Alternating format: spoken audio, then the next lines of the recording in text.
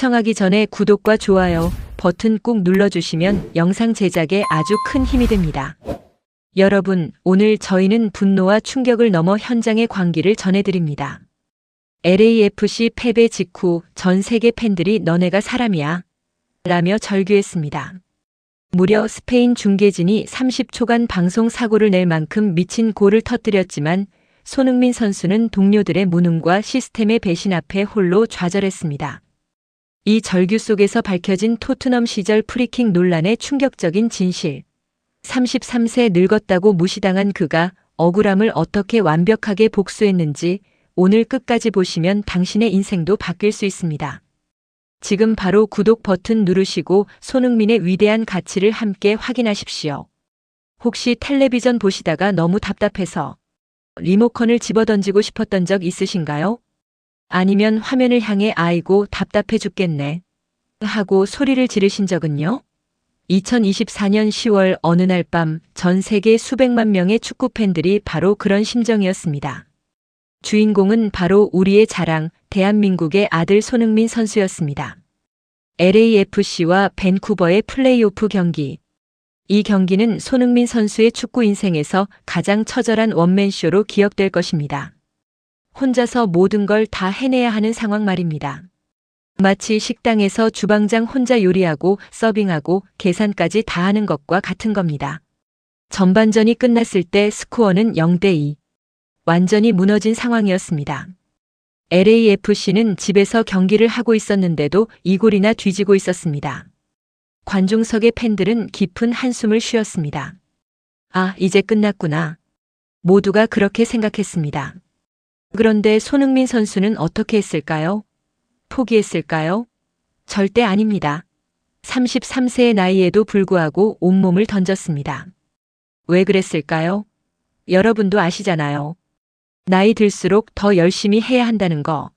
나이 많은 사람은 이 정도밖에 안 되네 하는 소리 듣지 않으려면 젊은 사람들보다 2배, 3배 더 노력해야 한다는 거 말입니다. 손흥민 선수는 정말 미친 듯이 뛰었습니다. 한 번 슈팅을 쏘았습니다. 막혔습니다. 다시 시도했습니다. 또 막혔습니다. 보통 사람 같으면 여기서 포기합니다. 아, 오늘 운이 없구나 하고 말이죠. 하지만 손흥민은 달랐습니다. 세 번째 시도 끝에 드디어 골 0대2가 1대2가 되었습니다. 이 골 하나가 팀에 희망을 주었습니다. 마치 깜깜한 밤에 촛불 하나가 켜진 것처럼 말입니다. 그리고 경기 막판 시간이 얼마 남지 않았을 때 손흥민에게 프리킥 기회가 왔습니다. 손흥민이 공 앞에 섰습니다. 경기장이 조용해졌습니다.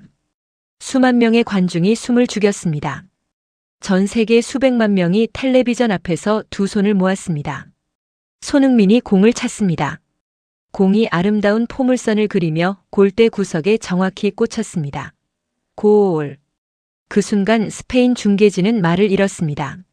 무려 30초 동안 아무 말도 하지 못했습니다. 너무 완벽해서 믿을 수 없었던 겁니다. 2대2 동점골. 손흥민은 혼자 힘으로 0대2 절망을 2대2 동점으로 만들었습니다. 전 세계 한국 팬들이 환호했습니다. 역시 손흥민이야. 텔레비전 앞 할아버지, 할머니들도 벌떡 일어나 박수를 치셨을 겁니다. 그런데 연장전에서 믿기지 않는 일이 벌어졌습니다. 상대팀 밴쿠버에서 선수가 퇴장당하고 또 한 명이 부상으로 쓰러졌습니다. 밴쿠버는 이제 단 9명만 남았습니다. 11명이 9명을 상대하는 겁니다. 이건 하늘이 준 기회였습니다. 이건 마치 전쟁터에서 우리 편은 100명인데 적군은 80명밖에 없는 상황입니다. 당연히 이기는 게 정상이죠? 초등학생도 이건 우리가 이기는 거네 하고 알 수 있는 상황이었습니다. 모든 사람들이 생각했습니다. 이제 끝났다. LAFC가 이긴다. 밴쿠버 팬들조차 포기했습니다. 그런데 도저히 믿을 수 없는 일이 벌어졌습니다. LAFC 동료들은 아무것도 하지 못했습니다. 골문 앞까지 갔는데 슈팅을 쏘면 빗나갔습니다. 모란의 슈팅 빗나갔습니다. 마르티네스의 슈팅 또 빗나갔습니다. 다른 선수의 헤딩 골대 위로 날아갔습니다. 텔레비전 앞 팬들의 심장이 얼마나 찢어졌겠습니까? 로또 1등을 마지막 한 개 차이로 놓친 것보다 더 답답했을 겁니다. 댓글 창이 완전히 폭발했습니다. 손흥민 혼자 멱살 잡고 끌고 가는데 나머지는 뭐 하는 거야? 너네가 사람이야? 11명이 9명을 못 이겨? 이건 손흥민이 진 게 아니라 LAFC가 배신한 거야. 돈 받고 뛰는 프로 선수들이 이게 뭐야? 손흥민의 모든 노력, 모든 땀, 모든 헌신이 동료들의 무능함 때문에 수포로 돌아갔습니다. 마치 한 사람이 열심히 집을 짓는데 나머지가 그 집을 무너뜨리는 것과 같았습니다. 결국 승부차기까지 갔고 손흥민이 첫 번째 키커로 나섰습니다. 그런데 중요한 사실, 손흥민은 그때 이미 근육 경련을 느끼고 있었습니다. 다리가 떨렸습니다. 몸이 말을 듣지 않았습니다. 그런데도 왜 첫 번째로 나섰을까요? 리더의 책임감이었습니다. 33세 베테랑으로서 내가 먼저 나서야 한다. 동료들에게 용기를 줘야 한다는 마음이었습니다. 마지막까지 팀을 위해 자신을 희생하는 모습, 이게 바로 손흥민입니다.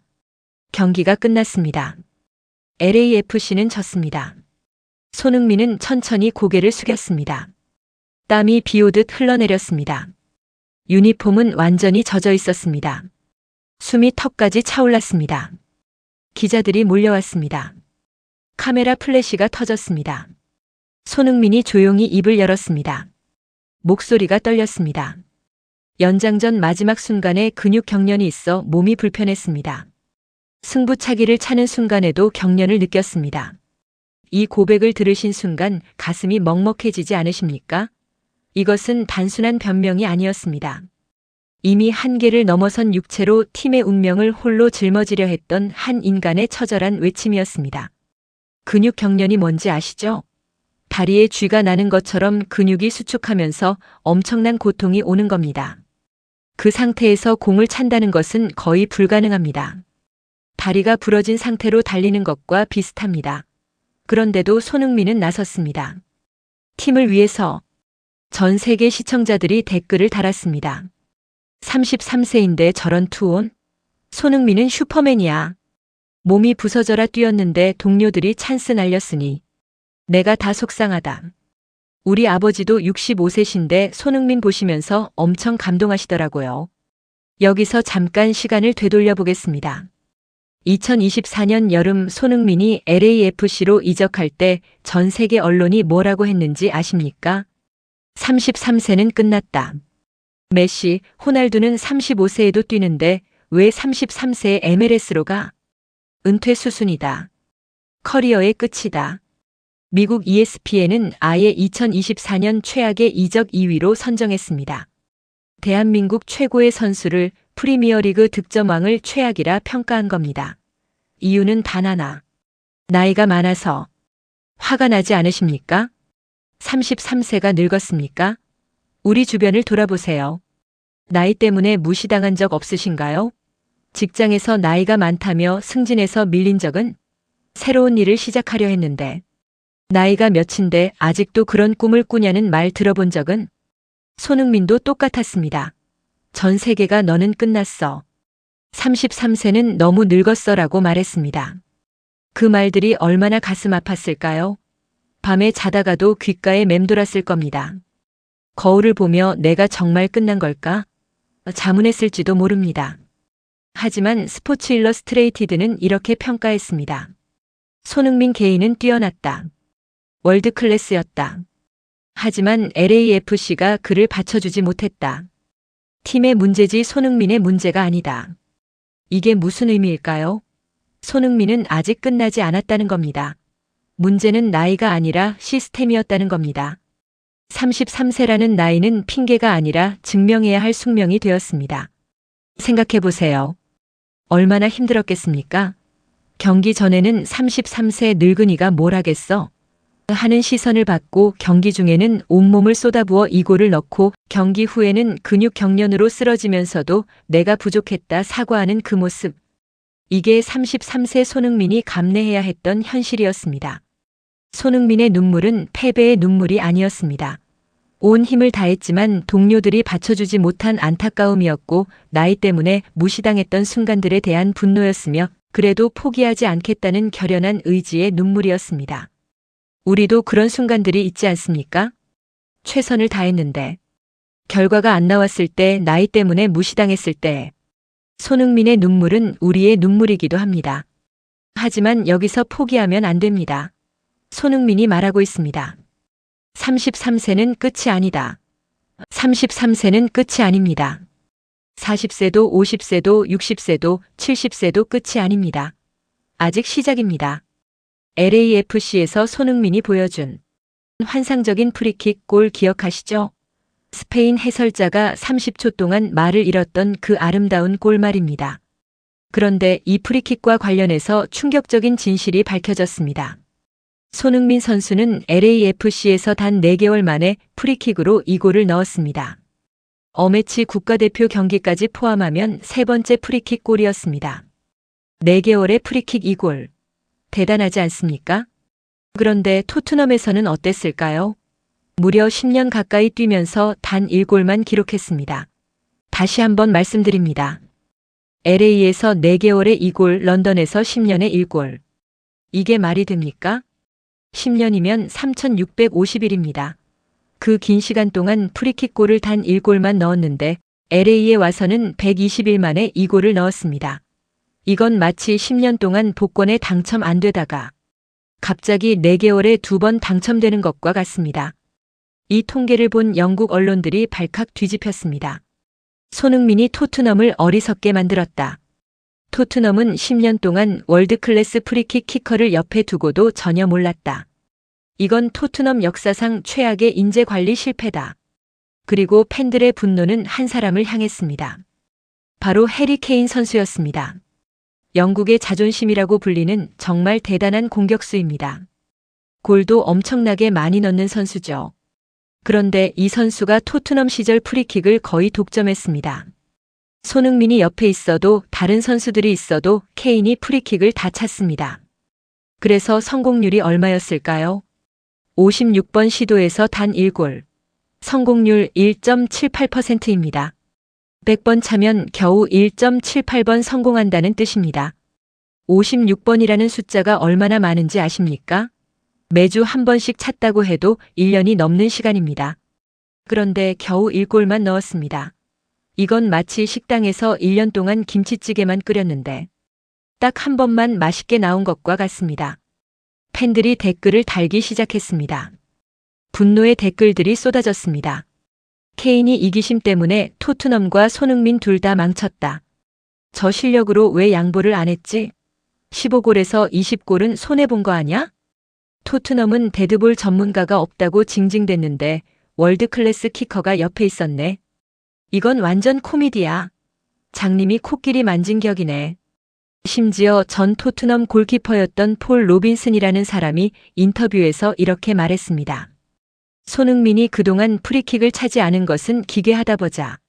이해할 수 없다. 기괴하다는 표현을 쓴 겁니다.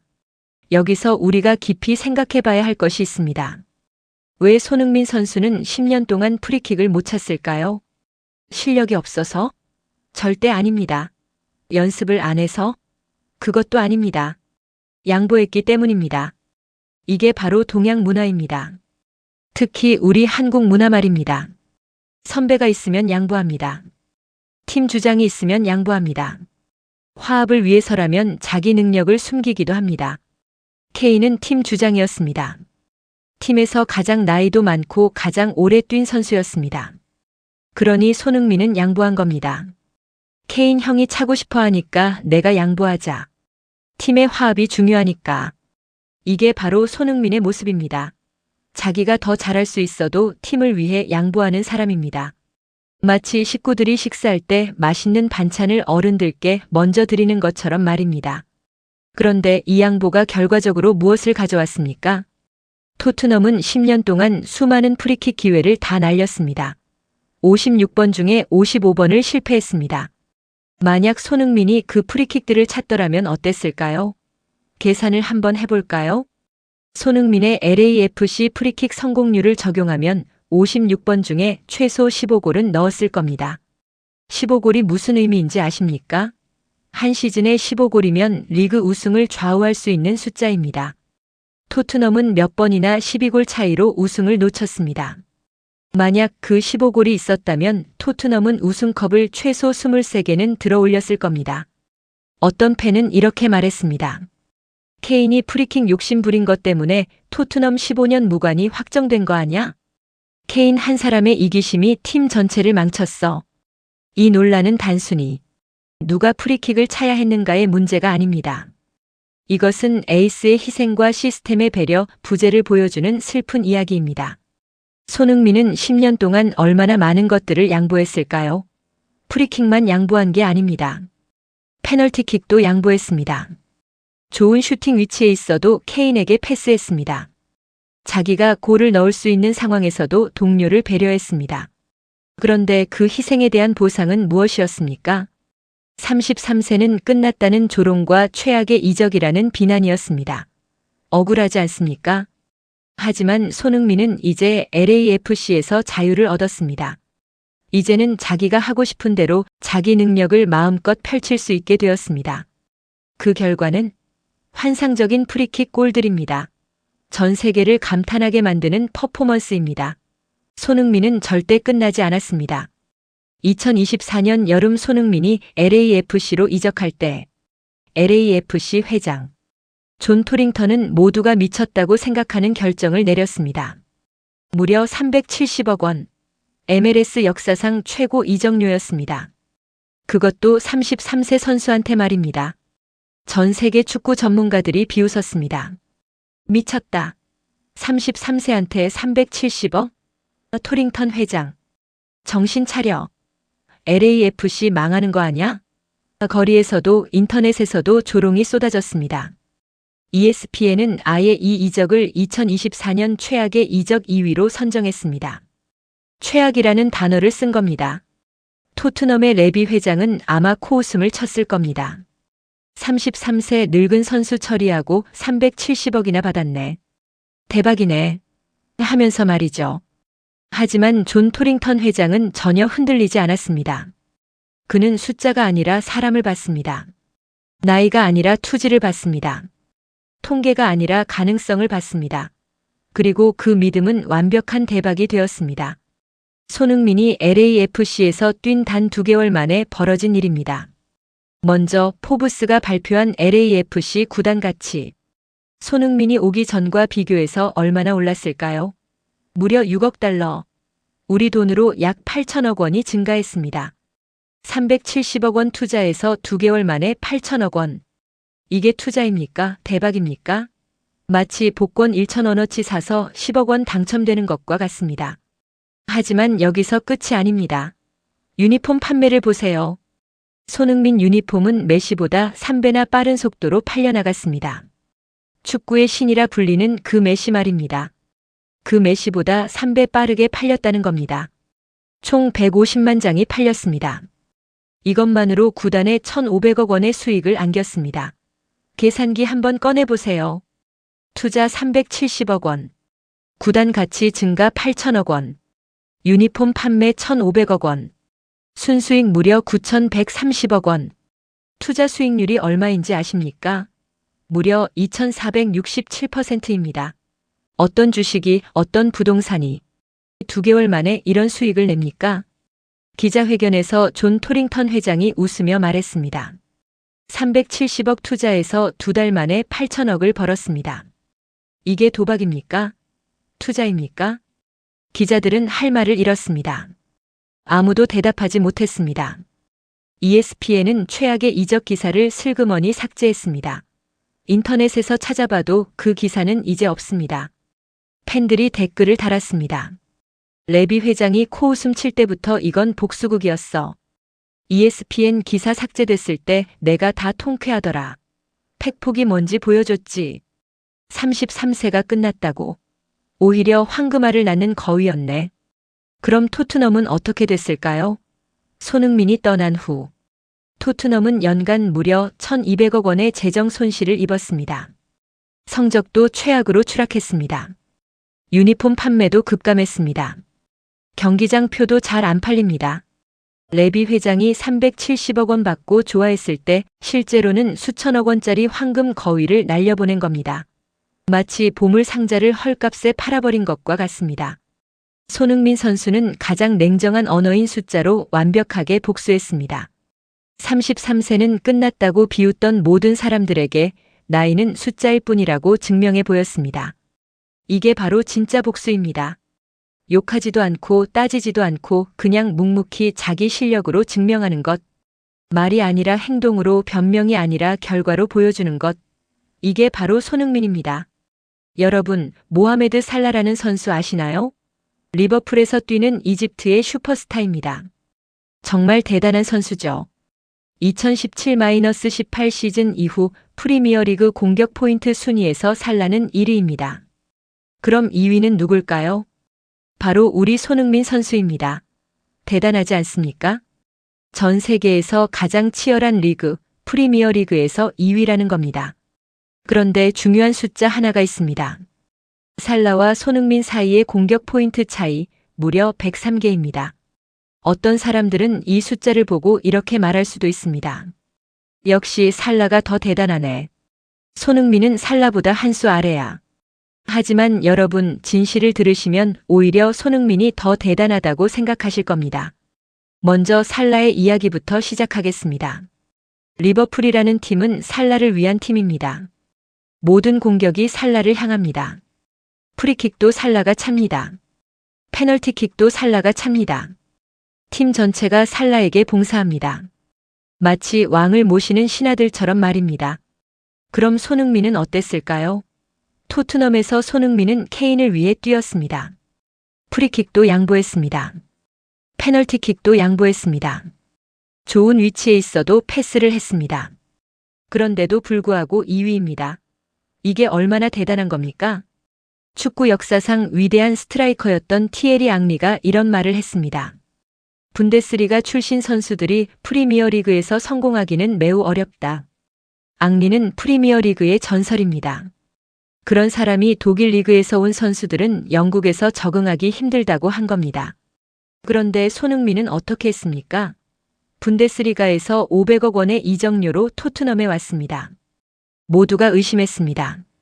적응할 수 있을까? 500억이 아깝지 않을까? 하지만 손흥민은 모든 편견을 깨고 EPL 득점왕까지 올랐습니다. 아시아 선수 최초입니다. 역사를 만든 겁니다. 팬들이 말했습니다. 솔직히 살라가 대단한 건 맞지만 손흥민은 케인한테 양보하고도 저 기록이야. 손흥민은 골도 넣고 플레이메이커 역할까지 했으니 103개 차이는 시스템의 차이였지. 만약 손흥민이 리버풀에 있었으면 어땠을까? 살라보다 더 많은 골을 넣었을걸? 이 103개 차이는 실력의 차이가 아닙니다. 이것은 손흥민이 팀을 위해 얼마나 많은 것들을 양보하고 희생했는지를 보여주는 헌신의 증명서입니다. 최근 토트넘에 거액으로 영입된 선수들 아시나요? 비르츠라는 선수 무려 2,140억 원. 시몬스라는 선수 1,010억 원. 엄청난 돈이죠? 그런데 이 선수들이 어떻게 되고 있습니까? 적응에 어려움을 겪고 있습니다. 골도 잘 못 넣고 있습니다. 손흥민은 500억 원으로 와서 10년 동안 EPL 득점 2위를 기록했습니다. 그런데 2,140억짜리, 1,010억짜리 선수들은 적응도 못하고 있습니다. 이게 무엇을 의미합니까?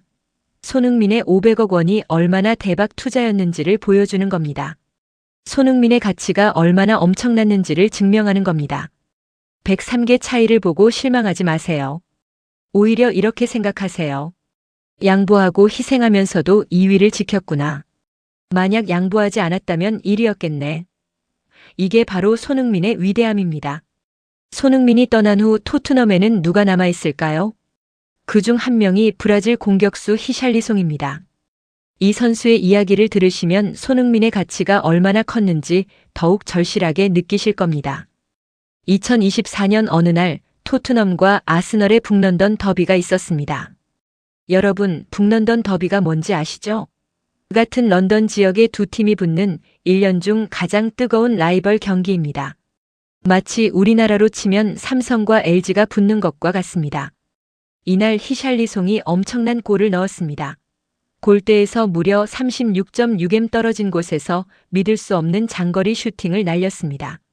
공이 포물선을 그리며 골대 구석으로 정확히 꽂혔습니다. 스카이스포츠의 전설적인 해설위원 게리 네빌이 소리쳤습니다. 완벽한 골이다. 이건 시즌 최고의 골 중 하나다. 정말 아름다운 골이었습니다. 히샬리송의 인생 최고의 골이었습니다. 그런데 히샬리송은 환호했을까요? 동료들과 기뻐했을까요? 아닙니다. 왜냐하면 그때 스코어가 1-4였기 때문입니다. 토트넘은 완패하고 있었습니다. 여러분 상상해 보세요. 인생 최고의 골을 넣었는데 팀은 지고 있습니다. 얼마나 허탈하겠습니까? 얼마나 슬프겠습니까? 마치 시험에서 한 문제를 완벽하게 풀었는데 나머지 문제는 다 틀려서 낙제하는 것과 같습니다. 히샬리송의 표정에는 웃음이 없었습니다.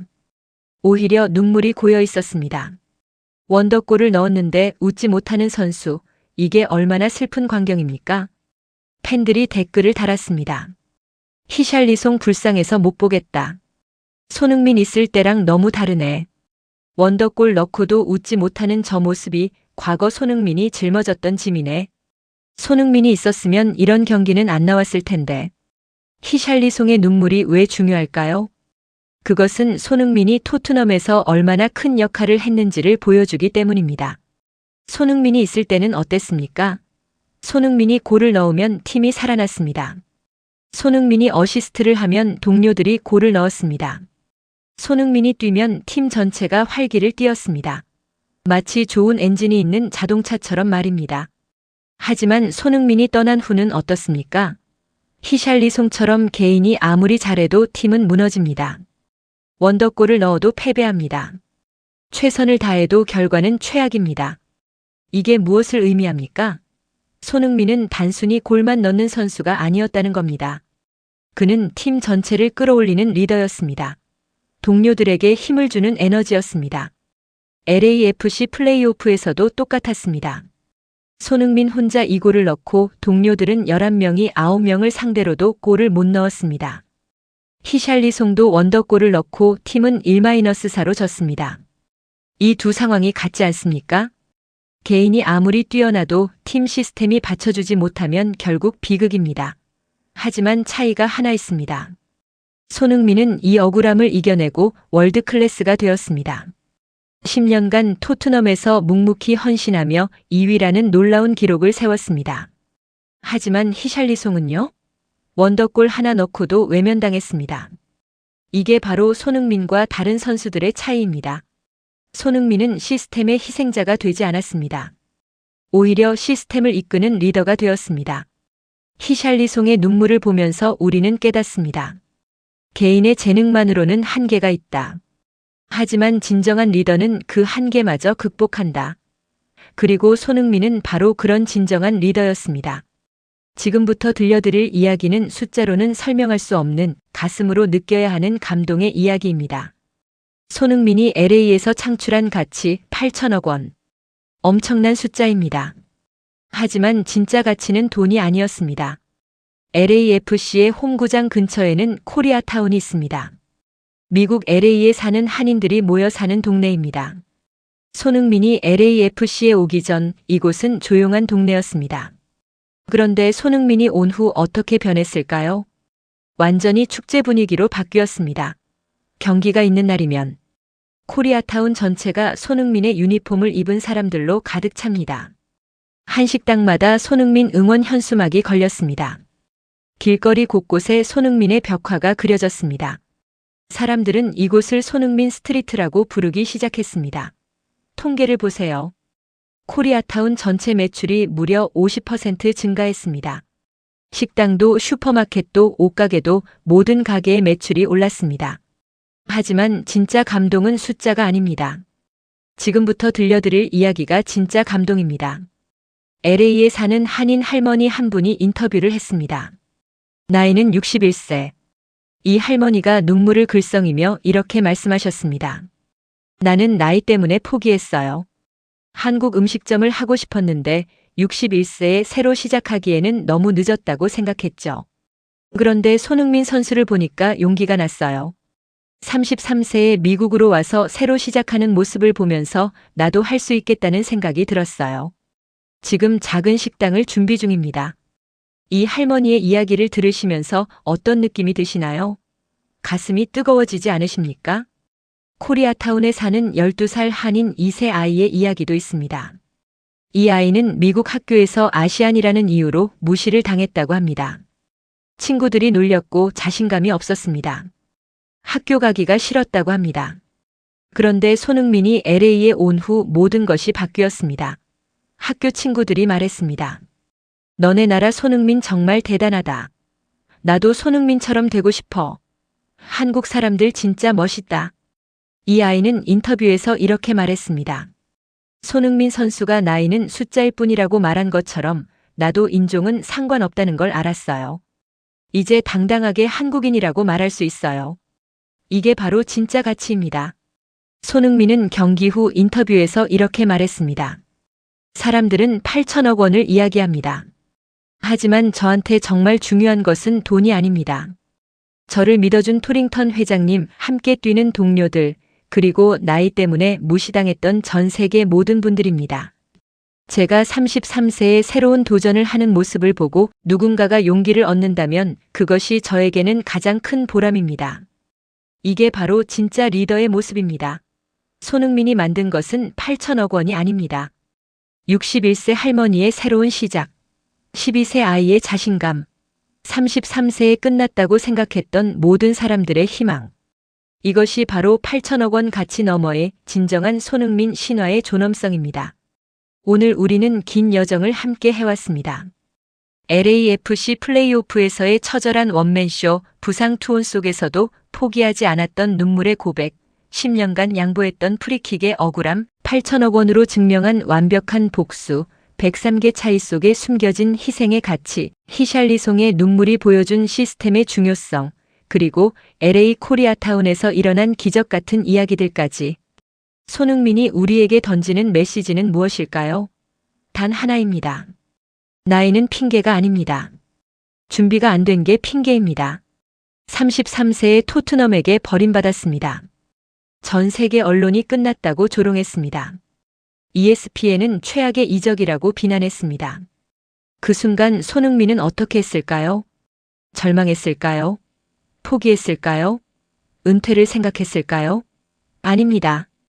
오히려 더 강하게 일어섰습니다. 숫자로 증명했습니다. 투혼으로 대답했습니다.